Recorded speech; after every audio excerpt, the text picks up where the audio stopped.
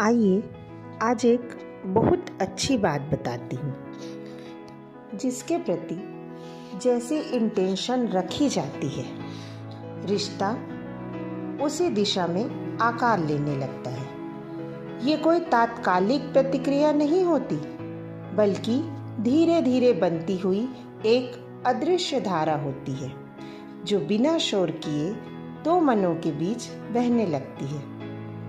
शब्द भले ही साधारण हो, व्यवहार भले ही सीमित हो, पर नियत की भाषा सबसे मुखर होती है। हम अक्सर ये मान लेते हैं कि सामने वाला हमारे कहे हुए शब्दों से हमें समझेगा, जबकि सच ये है कि वो हमारी भावनात्मक स्थिति को पढ़ता है। इंटेंशन एक तरह का मौन प्रस्ताव होता है, जिसमें न तो वादे होते हैं और न दावे, बस एक स्पष्ट दिशा होती है, और जब दिशा स्पष्ट हो तो ऊर्जा भटकती नहीं।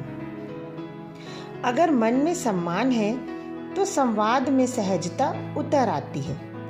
अगर भाव में सच्चाई है तो दूरी भी बोझ नहीं बनती, और अगर इरादों में उलझन है तो सबसे गहरा रिश्ता भी असहज लगने लगता है, क्योंकि ऊर्जा कभी तटस्थ नहीं होती। वो या तो जोड़ती है या धीरे धीरे अलग कर देती है। यही कारण है कि कई बार बिना किसी कारण के अपनापन महसूस होता है, और कई बार बिना किसी गलती की दूरी। ये सब इंटेंशन की छाया है, जो सामने वाले तक पहुंच ही जाती है, चाहे हम उसे छुपाने की कितनी भी कोशिश क्यों न करें। रिश्तों में शिकायतें अक्सर व्यवहार की नहीं होती, बल्कि नियत की होती है। हम कहते कुछ और हैं पर चाहते कुछ और हैं, और यही विरोधाभास ऊर्जा को दूषित कर देता है।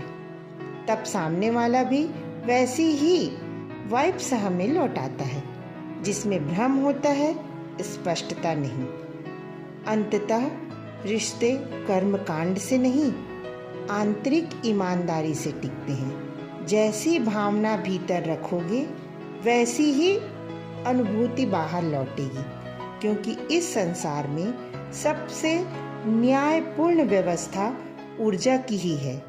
ये वही लौटाती है जो तुम सच में हो, न कि वो जो तुम दिखाना चाहते हो।